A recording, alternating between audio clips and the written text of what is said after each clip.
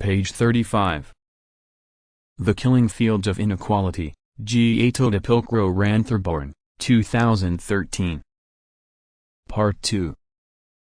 Theory. In the current flurry of public concern with inequality, very little theoretical reflection on the meanings and implications of inequality, and of equality, has come to the fore. While this small book is mainly a civic intervention sustained by empirical evidence, just to swim along with empiricist outrage would be a scholarly abdication, likely to facilitate a soon-to-come switch off of the mainstream spotlights on inequality.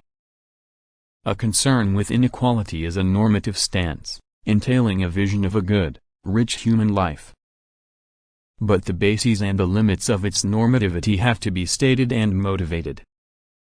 As a social scientist, I am also under an obligation to spell out the basic processes and mechanisms of inequality and of equality. Alas, my home discipline of sociology is not sufficient here, in spite of omnivorous empirical interests in inequalities and despite its disciplinary respect for pure theory. Windows have to be opened, in many directions. Chapter 3. Theoretical Cross-Draft. What we see is largely shaped by the frame of the glasses through which we look at the world. In order to grasp fully the issues of social inequality, to capture what is at stake, we need to open our conceptual windows, letting in fresh air from outside compartmentalized conventional discourses, academic as well as non-academic. Here we shall weather four conceptual issues. What is the difference between a difference and an inequality? What equality is desirable to rational humans under the veil of ignorance of whether they would be advantaged or not under conditions of inequality? What is the relationship of poverty and inequality? Given prevailing presumptions, we should also raise the question, are there any analytical and ethical limitations to the liberal ideal of equality of opportunity? 3.1. The difference between difference and inequality. Inequality, I hope to have shown above, is a major feature of today's world, and in many as we shall see below, by no means all respects it is increasing.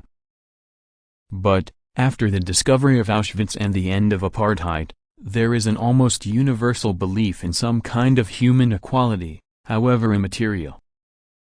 At the same time, we are probably more aware than ever that humans differ, having different shapes, gifts, values and experiences.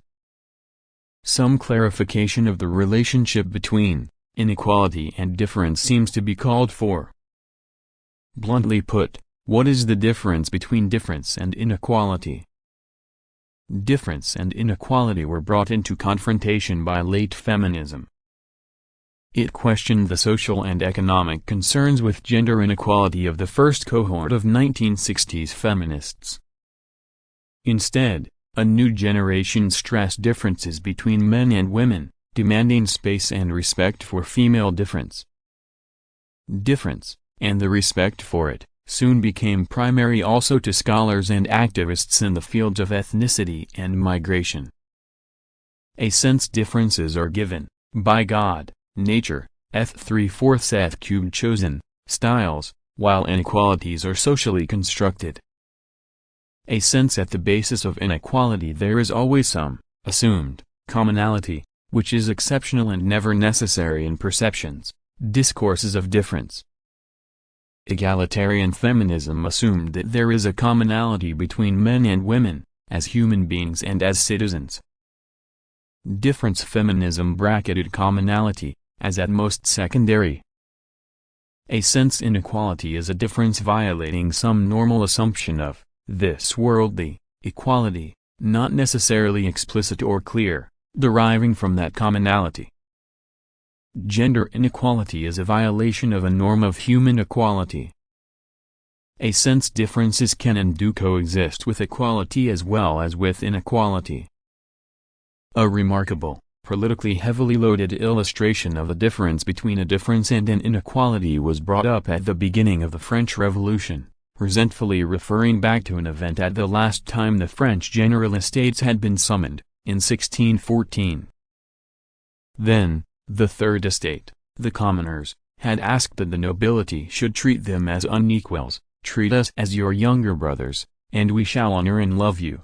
In a letter to the king, the noble estate answered, Your Majesty, put them on to their duties, recognizing who we are, the difference that exists, and that they can in no way compare themselves to us. In 1789 Ca-Diarchus, the leader of the Third Estate, wrote about this aristocratic stance as a target of the revolutionary demand for equality. Rosenvalen 2011, 28, my translation. Page 39.